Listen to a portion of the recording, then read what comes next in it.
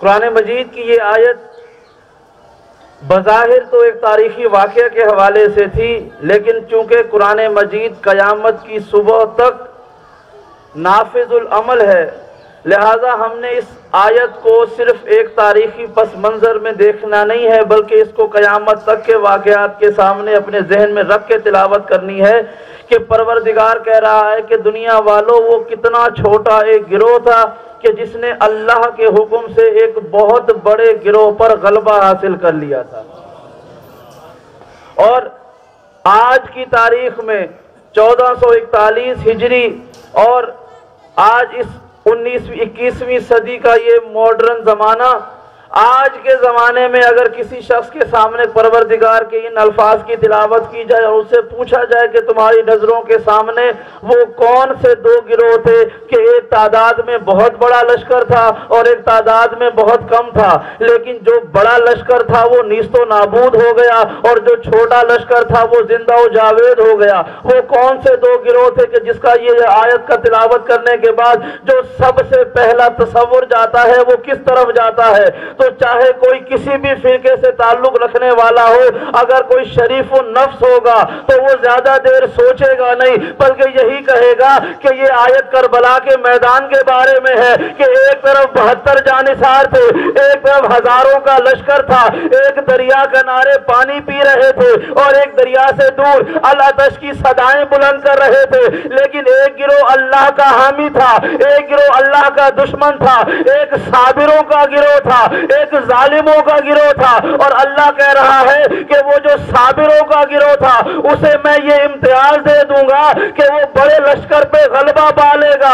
آج 1400 برس کے بعد بھی چاہے کوئی مومن تاریخ لکھنے والا ہو یا کوئی متعصب تاریخ لکھنے والا ہو، اسے کہو تاریخ کے ور کھول کر بتاؤ کہ کربلا کے میدان کے علاوہ یہ آیت کہاں پر مطابق ہوتی ہے، تو ہر فرقہ یہی جواب دے گا کہ یہ کربلا کے بارے میں گفتگو ہے کہ کل کربلا کے میدان میں جو پانی پی کے زندہ رہے وہ آج مرد آباد کہلاتے ہیں، اور جو العطش کہہ کے اپنی جان قربان کرتے رہے وہ آج بھی زندہ باد ہے، وہ قیامت تک زندہ باد۔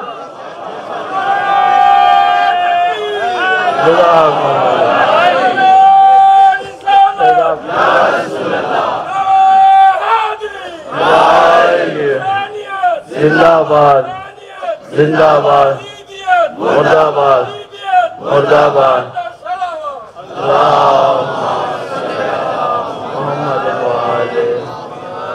جزاکم اللہ۔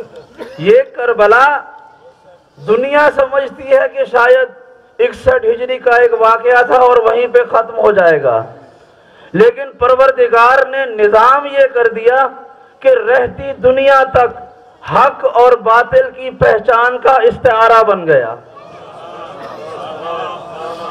کہ حق اور باطل کی پہچان کا استعارہ کربلا ہے۔ آج بھی دنیا میں کسی جگہ پر کوئی چھوٹا معمولی سا ظلم ہو جائے یا کوئی بڑا ظلم ہو جائے تو جو سب سے پہلی خبر آتی ہے وہ یہی لکھا ہوتا ہے کہ فلاں جگہ پہ کربلا برپا ہو گئی، یہی خبروں میں آتا ہے فلاں جگہ پہ کربلا برپا ہو گئی۔ تو کبھی پوچھئے گا کہ یہ کربلا کا لقب، کربلا کا لفظ کیوں استعمال کیا گیا، تو سب یہی کہیں گے کہ ایک گروہ پر ظلم ہو گیا، جو ظالم تھے وہ ظلم کر کے چلے گئے، اب جو مظلوم ہیں لوگ انہیں کربلا کا کہتے ہیں، یعنی قربان جائیں کربلا والوں کی عظمت پر کہ قیامت تک کے لیے ہر ظالم کے رخ سے نقاب ہٹا کر دنیا والوں کو یہ پیغام دے دیا کہ خبردار یہ نہ سمجھنا کہ کربلا 61 ہجری میں ہو کے ختم ہو گئی، اب رہتی دنیا تک روئے زمین پر جہاں پر بھی کسی پر ظلم ہوگا ظالم یزیدی کہلائے گا، مظلوم حسینی کہلائے گا۔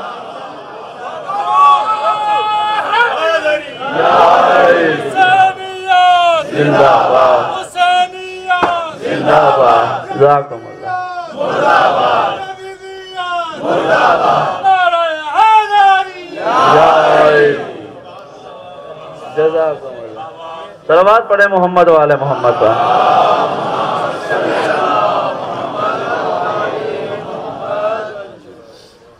اہل سنت برادران کے ایک عالم دین شاہ ولی اللہ محدث دہلوی ایک کتاب لکھتے ہیں فارسی زبان میں، اس کا نام ہے سر و شہادتین، دو شہادتوں کا راز۔ سر کہتے ہیں راز کو اور شہادتین کہتے ہیں دو شہادتوں کو۔ تو اس کتاب کے مقدمے میں وہ لکھتے ہیں، یہ کتاب انہوں نے لکھی امام حسن مجتبی اور امام حسین علیہ السلام کی زندگی کے بارے میں۔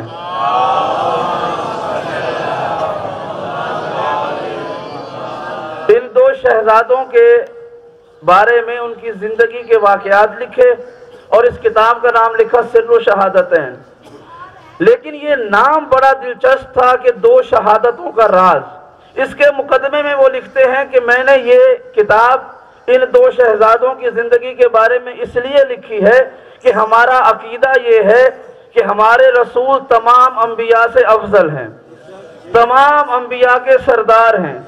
اب جو جو صفات اور جو جو عہدے اللہ نے کسی بھی نبی کو دیے تھے وہ سارے عہدے ہمارے رسول کو بھی دیے۔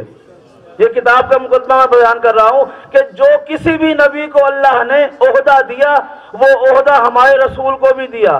کیوں؟ تاکہ کبھی ایسا نہ ہو قیامت کے دن جب تعارف ہو کہ یہ محمد مصطفیٰ تمہارا سردار ہے تو کوئی نبی یہ کہہ دیتا کہ اے محمد بے شک آپ ہمارے سردار ہیں لیکن فلاں منصب میرے پاس تھا آپ کے پاس نہیں تھا۔ کہا کہ اس لیے پروردگار نے سارے منصب جو کسی بھی نبی کو دیے وہ ہمارے رسول کو دیے سوائے منصب شہادت کے۔ یہ اس کتاب کا مقدمہ ہے، گو کہ ہمارا عقیدہ اس کے الگ ہے لیکن کتاب کا مقدمہ یہ ہے کہ شہادت کے علاوہ سارے منصب دیے سرور عالم کو۔ اور وہ لکھتے ہیں کہ اگر قیامت کا دن ہو اور وہ چونکہ ہمارے گزشتہ انبیاء میں سے بعض انبیاء کو شہید بھی کیا گیا، اب قیامت کا دن ہو اور تعارف کروایا جا رہا ہو کہ یہ محمد سارے انبیاء کے سردار ہیں۔ سردار اس لیے ہے کہ جو عہدہ و منصب کسی ایک کے پاس تھا وہ سب کے سب منصب محمد مصطفیٰ کے پاس ہے۔ تو ولی اللہ نے لکھا کہ اگر وہ نبی کے جس کے پاس شہادت کا مرتبہ تھا وہ آگے مصطفیٰ سے کہہ دیتا کہ محمد بے شک آپ ہمارے سردار ہیں لیکن میرے پاس شہادت کا مرتبہ ہے، آپ کے پاس شہادت کا مرتبہ نہیں ہے، تو محدث دہلوی نے لکھا کہ امام حسن اور امام حسین کی شہادت کو رسول خدا پیش کر دیں گے کہ اے گروہ انبیاء اگر تمہارے پاس کسی کے پاس ایک شہادت ہے تو مجھ محمد کے پاس دو شہادتیں ہیں۔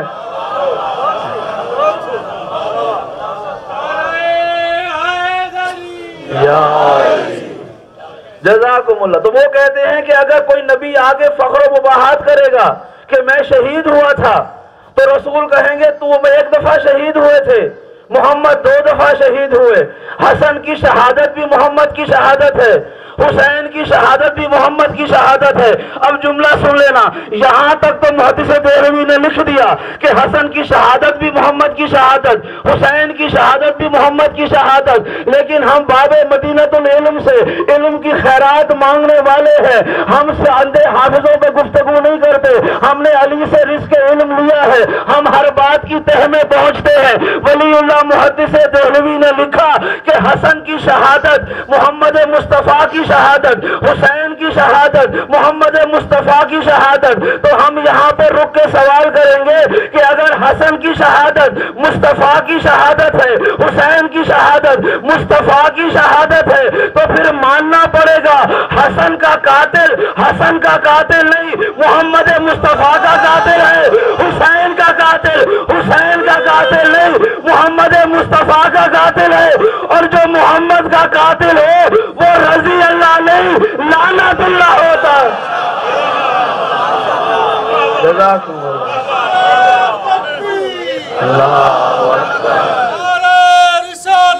یا رسول اللہ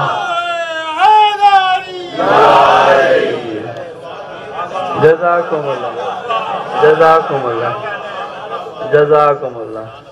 اب جو حسن کا قاتل ہوگا وہ صرف حسن کا قاتل نہیں ہے، وہ مصطفیٰ کا قاتل ہے، اور جو حسین کا قاتل ہے وہ صرف حسین کا قاتل نہیں ہے، وہ مصطفیٰ کا قاتل ہے، اور محمد مصطفیٰ کے قاتل سب کچھ ہو سکتے ہیں۔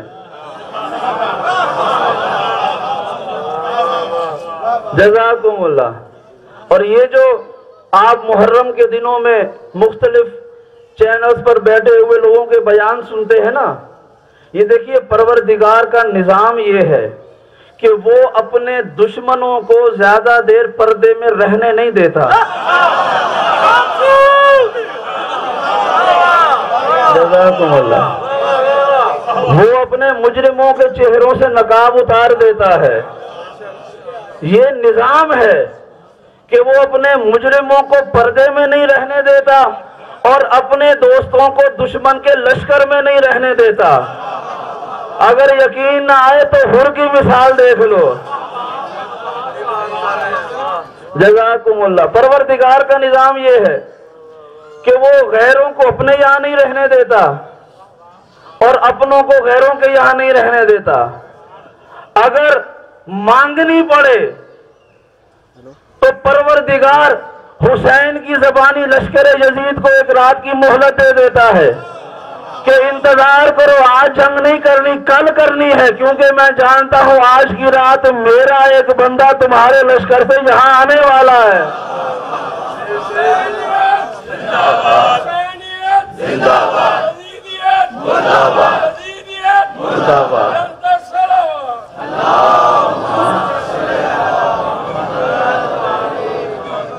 جزاکم اللہ۔ اب وہ اتنی معروف حدیث، اس آیت کو ذہن میں رکھ، اس روایت کو ذہن میں رکھ کے سنیے گا کہ حسن و حسین کی شہادت اصل میں رسول خدا کی شہادت ہے۔ اب اس معروف ترین حدیث کو اپنے ذہنوں میں رکھیے کہ جب اللہ کے رسول نے فرمایا حسین و منی وانا من الحسین، حسین مجھ سے ہے، میں حسین سے ہوں۔ بھائی اس پہ آپ نے کئی دفعہ گفتگو سنی ہوگی اس حدیث کے ذیل میں کہ حسین مجھ سے ہے، میں حسین سے ہوں، لیکن نوجوانوں کے لیے ایک جملہ کہتا ہوا آگے بڑھوں گا کہ اللہ کے رسول نے یہ فرمایا حسین مجھ سے ہے، میں حسین سے ہوں۔ اب حسین کا رسول خدا سے رشتہ کیا ہے؟ حسین ہے رسول خدا کے نواسے اور رسول ہے نانا۔ یہ تو تاریخ بشریت ہے، یہ فطرت انسانی ہے کہ ہمیشہ نواسے کی نسبت نانے سے ہوا کرتی ہے۔ اگر اللہ کے رسول نے یہ کہہ دیا کہ حسین مجھ سے ہے تو ظاہری طور پر یہ کوئی بہت بڑا جملہ نہیں تھا، چونکہ نانا ہے اور نانے کی نسبت نواسے سے ہوا کرتی ہے۔ اگر یہ جملہ یہیں پہ ختم ہو جاتا تو شاید تاریخ اس کو لکھتی بھی نہ کہ رسول نے محبت میں کہہ دیا ہوگا کہ حسین مجھ سے ہے۔ ہر نانا یہ جملہ کہتا پھرتا کہ میرا نواسا بھی مجھ سے ہے، میرا نواسا بھی مجھ سے ہے، لیکن اللہ کے رسول نے جملہ یہاں پر روکا نہیں بلکہ آگے بڑھا دیا، حسین مجھ سے ہے اور میں حسین سے ہوں۔ بھائی سوچتا تو چاہیے کہ یہ تو سمجھ میں آ گیا، فطرت انسانی ہے کہ نواسا نانے سے ہوتا ہے، لیکن یہاں رسول خدا یہ جملہ بطور نانا نہیں کہہ رہے، بطور رسول خدا کہہ رہے ہیں۔ اب یہ ماننا پڑے گا کہ اس جملے میں کوئی راز چھپا ہوا ہے۔ بھئی یہ راز کب کھلا؟ یہ راز تب کھلا کہ جب یزید تخت پر آیا، اس نے تخت پر آنے کے بعد یہ شعر پڑھا کہ لابد بنی ہاشم للملک الفلا خبر جا ولا وحی نظر، کہ بنی ہاشم نے حکومت کے لیے یہ کھیل کھیلا، نہ کوئی وحی آئی نہ کوئی خبر نازل ہوئی۔ یعنی یزید نے قرآن کا بھی انکار کیا، جبریل کا بھی انکار کیا، دین کا بھی انکار کیا، خدا کا بھی انکار کیا، رسول کا بھی انکار کیا۔ اور یہ انکار اس خبر کو جب مدینے میں حسین کو معلوم ہوا تو جب کسی کا تاریخ یہ کہتی ہے کہ اگر کسی کی وراثت پر حملہ ہو تو کوئی اور قیام کرے یا نہ کرے، جو وراثت کا مالک ہوتا ہے وہ ضرور قیام کرتا ہے۔ اب دنیا والے پوچھتے ہیں کہ مدینے سے اور کوئی کیوں نہ نکلا؟ بھائی یزید نے کسی کے شجرے پہ اعتراض نہیں کیا تھا، عقیدہ توحید کا انکار کیا، عقیدہ نبوت کا انکار کیا۔ اب کوئی اور نکلے یا نہ نکلے، جو توحید کا وارث تھا وہ نکلا، جو نبوت کا وارث تھا وہ نکلا۔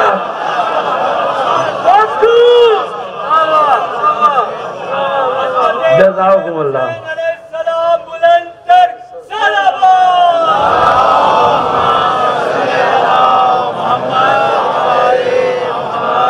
جزاکم اللہ. کسی کی وراثت پہ حملہ ہو جائے تو پڑوسی نہیں نکلتے، اس وراثت کا مالک نکلتا ہے. اب توحید کا وارث کوئی تھا نہیں سوائے حسین کے، تو قیام کرنا ہی صرف حسین نے تھا. مولانا مودودی سے کسی نے پوچھا کہ جب مدینے کے باقی اصحاب اور اولاد اصحاب نے یزید کی بیعت کر لی تھی تو پھر حسین نے کیوں نہیں کی؟ انہوں نے جواب دیا کہ تمہارا سوال ہی غلط ہے. سوال یہ ہونا چاہیے تھا کہ جب حسین نے بیعت نہیں کی تو باقیوں نے بیعت کیوں کی؟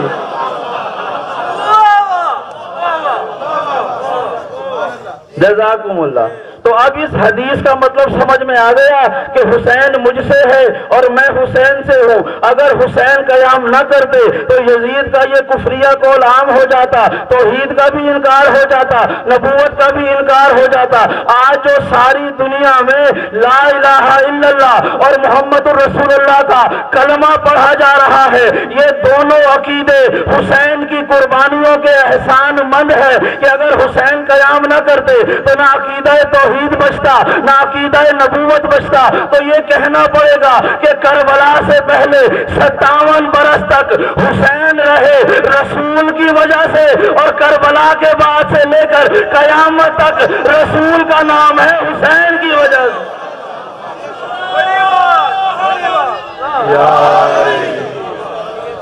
جزاکم اللہ. رسول خدا کے پسندیدہ ترین مؤذن حضرت بلال. حضرت بلال جب رسول خدا کا انتقال ہوتا ہے، پردہ فرماتے ہیں دنیا سے، تو حضرت بلال نے اذان دینا ترک کر دیا. تو ایک مرتبہ بڑی منت کر کے کچھ اصحاب رسول جناب بلال کو مسجد میں لے کے آئے کہ بلال اذان دو، ہمیں زمانہ رسالت یاد آ جائے. بس آخری واقعہ سن لیجئے کہ آپ اذان دیجئے تاکہ زمانہ رسالت کی یاد تازہ ہو جائے. بلال نے انکار کیا. جب بار بار اصرار کیا گیا اور بلال انکار کرتے رہے تو ایک شخص نے کہا کہ اے بلال، آخر تم انکار کیوں کر رہے ہو؟ یہ اتنے بزرگ لوگ تم سے منتیں کر رہے ہیں، درخواست کر رہے ہیں اذان دے دو، تو اذان کیوں نہیں دے دیتے؟ جناب بلال نے فرمایا کہ میں اس لیے اذان نہیں دیتا کہ یہ میری عادت بن گئی تھی کہ میں جب بھی اذان دیتا اور یہ جملہ کہتا اشہد ان محمد رسول اللہ، تو میں اپنا چہرہ پھیر کر محمد مصطفیٰ کا چہرہ دیکھتا تھا. میری زبان پر محمد مصطفیٰ کی نبوت کی گواہی ہوتی اور میری آنکھوں میں رسول خدا کا چہرہ ہوتا. اب اگر میں اذان دوں گا، رسول تو زمانے میں نہیں ہے، تو میں چہرہ پھیر کر کس کی طرف دیکھوں گا؟ یہ مسجد نبوی میں جب حضرت بلال نے یہ جملہ کہا، جناب سلمان نے یہ جملہ سنا، کہا کہ کوئی بات نہیں، ایک لمحہ انتظار کرو. گئے دروازہ علی پہ دستک دی، امام حسین کو باہر لیا، امام حسین کو لے کر محراب مسجد کے پاس آ گئے اور کہا بلال اب تم اذان دو، اور جب تم اشہد ان محمد رسول اللہ پر پہنچو اور تمہارا دل چاہے کہ محمد کا چہرہ دیکھو، اپنا چہرہ پھیر کر حسین کا چہرہ دیکھنا، سمجھنا رسول کا چہرہ.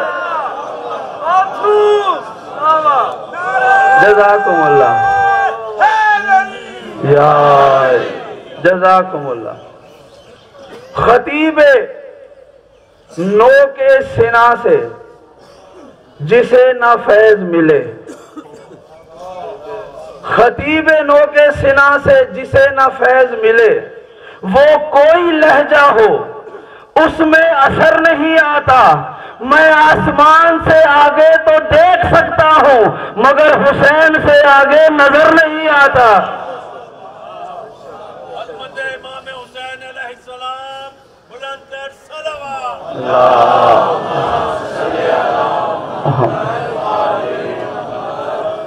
چونکہ حسین اس عظیم ذات کا نام ہے. یہ جملہ آپ نے مصائب میں سنا ہے، لیکن آج اس کو ایک اس لہجے سے سنیے گا کہ کربلا مقتل کا نام ہے.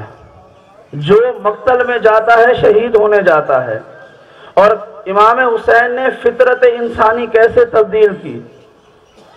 خیمے میں بیٹھے ہوئے کہہ رہے ہیں کہ جس کو جانا ہو چلا جائے، جو چلا جائے گا وہ زندہ رہ جائے گا۔ لوگ مقتل میں مرنے کے لیے آتے ہیں، مقتل نام ہے قتل گاہ کا، اور حسین مقتل میں بیٹھ کے کہتا ہے کہ جس کو جانا ہے چلا جائے، یعنی جو مقتل میں بیٹھ کے زندگی بانٹتا ہے ہمارے عقیدے میں حسین ہوتا ہے۔ اور فطرت انسانی تبدیل ہو گئی۔ ابھی آپ نے میڈیا پر دیکھا ہوگا، جو لوگ گئے ہیں وہ بھی آپ کو اطلاع دیں گے، اور جو نہیں گئے پروردگار انہیں کربلا کی زیارت کا شرف عطا فرمائے۔ یہ تاریخ ہے کہ جسے اب کوئی تاریخ چھپا نہیں سکتی۔ کروڑوں لوگ اس وقت اپنے گھروں کو چھوڑ کے کربلا میں موجود ہیں۔ میں نے کہا نا فطرت بدل جاتی ہے، حسین کی بارگاہ میں فطرت تبدیل ہو جاتی ہے۔ 80 سے لے کر 100 کلومیٹر تک کا فاصلہ ہے نجف سے کربلا کا، جس میں لوگ پیدل چلتے ہیں، اور کوئی قدم ایسا نہیں اٹھایا جاتا کہ جس میں اس زائر کی خدمت کرنے کے لیے کوئی خادم حسین موجود نہ ہو۔ اور کائنات کا نظام اور فطرت یہ ہے کہ ہمیشہ ضرورت مند ہاتھ پھیلاتا ہے، اور صاحب ثروت کے آگے یہاں پہ فطرت تبدیل ہو گئی۔ صاحب ثروت ہاتھ میں اپنی کمائی لے کے کھڑے ہوئے ہیں کہ حسین کے زائروں گزرتے جاؤ اور ہم سے یہ لیتے جاؤ، تاکہ قیامت کے دن ہم بتا سکیں کہ ہم نے زائر حسین کی خدمت کی تھی۔ یہ 40 کا دن عاشور سے کم نہیں ہے۔ ایک ایک قدم کے بدلے میں پروردگار 70 حج اور عمرہ کا ثواب دیتا ہے۔ یہ دنیا حسین کی عظمتوں کا مقابلہ کہاں کرے گی؟ آج یہ جو کربلا کی سرزمین روشن ہے نا، آباد ہے۔ بس ایک جملہ سنیے گا، جب یہ قافلہ شام غریباں کے بعد جانے لگا نا کربلا سے، تو سید سجاد نے ایک دفعہ مقتل کو دیکھا، کربلا کے میدان کو دیکھا، کہیں کسی کا دھڑ نظر آیا، کہیں کسی کے بازو نظر آئے، کہیں کسی کے بدن کا خون نظر آیا۔ آنکھوں سے خون روتے ہوئے دل میں کہا کہ یہ کس حال میں اپنے پیاروں کو چھوڑ کے جا رہا ہوں۔ تو جناب زینب نے کہا بیٹا سجاد تم گھبراؤ نہیں، تم پریشان نہ ہو، آج جس زمین پہ ہمارے پیاروں کے سر پڑے ہیں اور ان کے لاشیں پڑے ہیں اور ہمیں ویران کر کے یہاں سے قیدی بنا کے لے جایا جا رہا ہے، میں علی کی بیٹی وعدہ کرتی ہوں اسی سرزمین پہ حسین کی آواز بلند ہوگی، ہمارے پرچم نظر آئیں گے۔ آج جو یہ کربلا روشن ہے یہ علی کی اس مظلوم بیٹی کی دعا ہے۔ اور میں یہ جملہ بھی کہتا چلوں کہ صرف کربلا نہیں، روئے زمین پہ جہاں بھی ذکر حسین ہو رہا ہے یہ علی کی اس بیٹی کی دعا ہے جو 70 قدم کے فاصلے سے اپنے بھائی کے گلے پر خنجر چلتا دیکھ کر کہتی رہی ظالم یہ گلا رسول کا بوسا گیا ہے، اس میں خنجر نہ چلا۔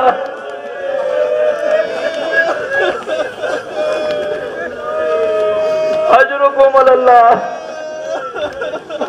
اجرکم اللہ۔ رو چکے آپ، بس ایک جملہ یاد رکھنا، آج 40 کا دن ہے، 40 کا دن عاشور سے کم نہیں ہوتا۔ اور ادارِ تاریخ یہ کہتی ہے، بس 2 جملے 40 کے سننا، چونکہ مظلوم کربلا کا تابوت برآمد ہونا ہے، پھر امام کی شہادت کا بیان کروں گا۔ تاریخ یہ کہتی ہے کہ جب یہ قافلہ شام کے زندان سے رہائی پاتا ہے، شام کے زندان سے رہائی پا کر جب سارا لوٹا ہوا سامان زندان میں آ گیا کہ یہ سامان لوٹا گیا تھا، ایک تشت میں کچھ چادریں رکھی ہوئی تھی، جناب زینب نے وہ چادریں ساری بیویوں میں تقسیم کر دی۔ جب سب چادریں تقسیم ہو گئی تو کیا دیکھا، تشت میں ایک چھوٹی سی چادر باقی رہ گئی۔ اس چادر لانے والی سے کہا کاش کچھ دن پہلے لے آتی، میں اس کا کفن سکینہ کو دے۔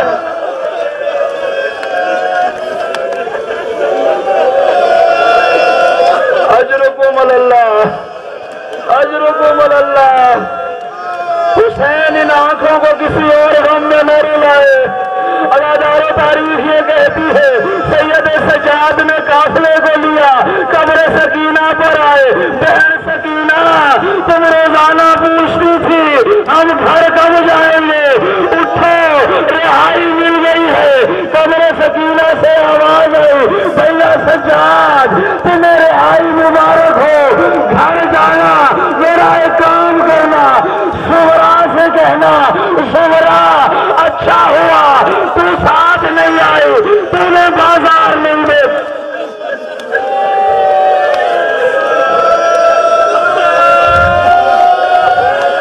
अजरुकुम अल्लाह, अजरुकुम अल्लाह। सुवरा अच्छा हुआ तूने हमारे साथ बाजारों का सफर नहीं किया। भैया सज्जाद जब करबला जाना बाबा से कहना बाबा असवर बहुत प्यारा था, उसे अपने साथ रख लिया, सकीना को जिंदान में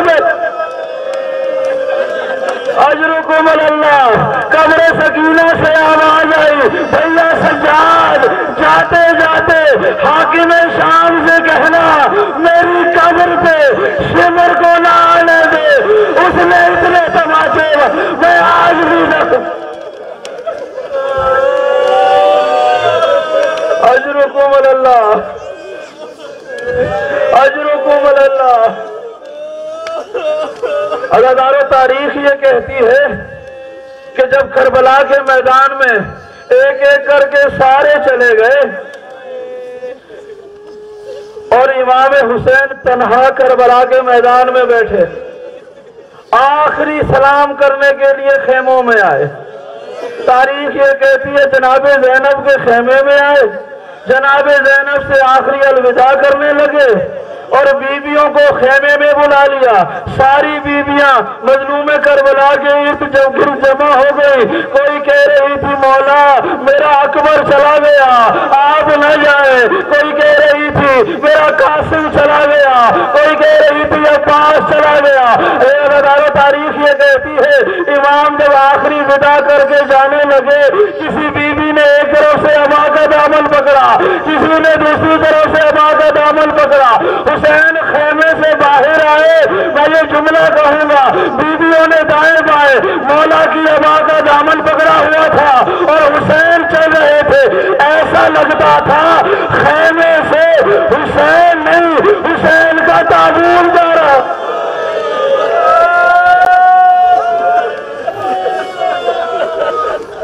अजरुकुम अल्लाह। अदारो इमाम बाहर आए, सवारी पे सवार हुए, सवारी पे सवार हुए। बड़ा आसान जुमला था, सवारी पे सवार हुए।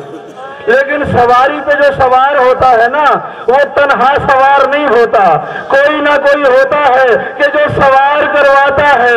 ये मजलूम करबला जो आपको सवार करवाने वाले थे उनके लाशें तो आप खुद उठा के लाए, अब कौन आपको सवार करवाएगा।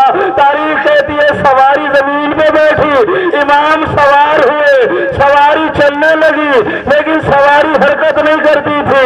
रसूल इमाम ने रोते हुए कहा ऐ मेरी सवारी मैं जानता हूँ तू सुबह से लाशों पे लाशें ला रहा है, तू थक गया होगा, मुझे आखिरी बार मक्तल में ले जा, मैं वापस नहीं लाऊंगा। लेकिन सवार आगे नहीं बढ़ा, अपने सर को झुका रहा था।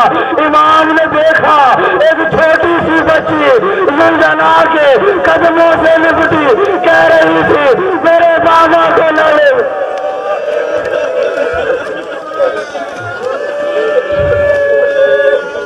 अजरुकुम अल्लाह, अजरुकुम अल्लाह। बस दो जुमले सुन लेना।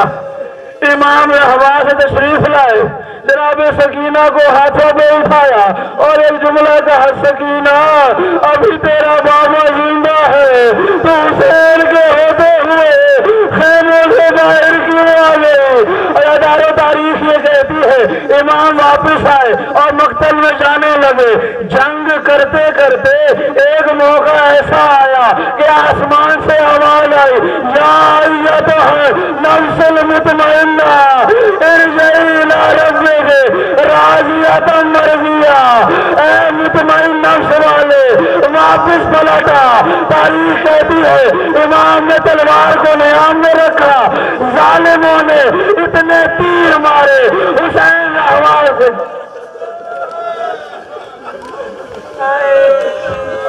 اجرکم اللہ۔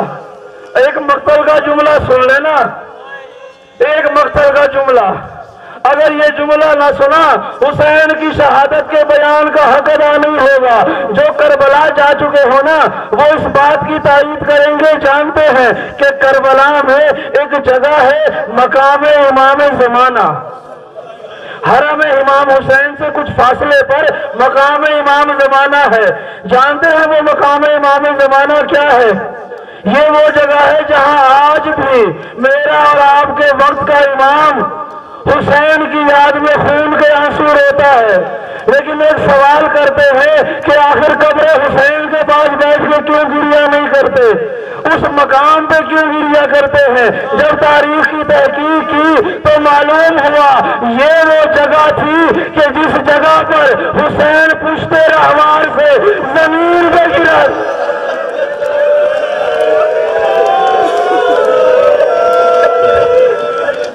اجرکم اللہ۔ یہ وہ جگہ تھی جس سے جگہ پر امام حسین پشت رہوار سے زمین پہ گرے تھے، لیکن ایک جملہ اور سن لینا، یہ جگہ تو بہت دور ہے اس مقتل سے جہاں سر حسین کو کاٹا گیا تھا۔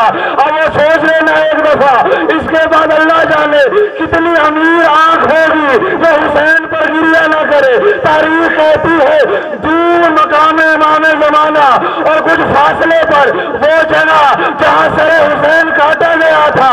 اب جملہ سنیں گے کہ یہ فاصلہ کیوں ہے؟ تاریخ کہتی ہے جب امام حسین زمین پہ گرے شمر گھوڑے پر آیا، امام حسین کی زلفوں میں ہاتھ ڈالا، گھسیٹتا ہوا مقتل میں لے۔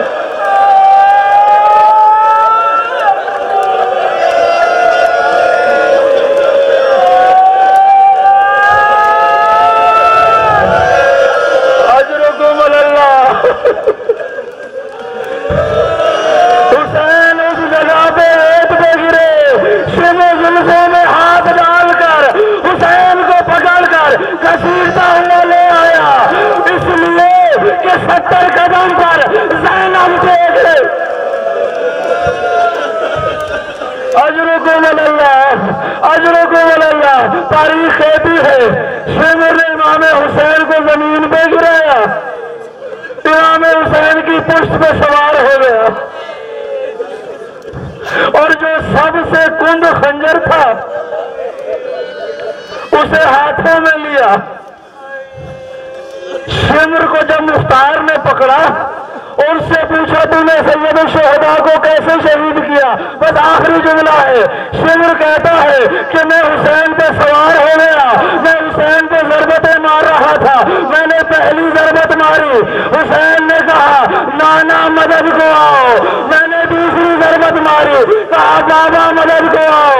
شمر کہتا ہے میں ضربتیں مارتا رہا، حسین کسی نہ کسی کو پکارتے رہے، جب میں نے تیرہویں ضربت ماری حسین کے ہونٹ ہلے، آواز نہ آئی، میں نے قریب ہو کے سنا حسین کہہ رہے تھے بھیا ابا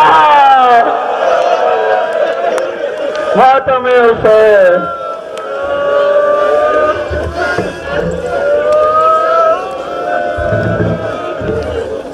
یا حسین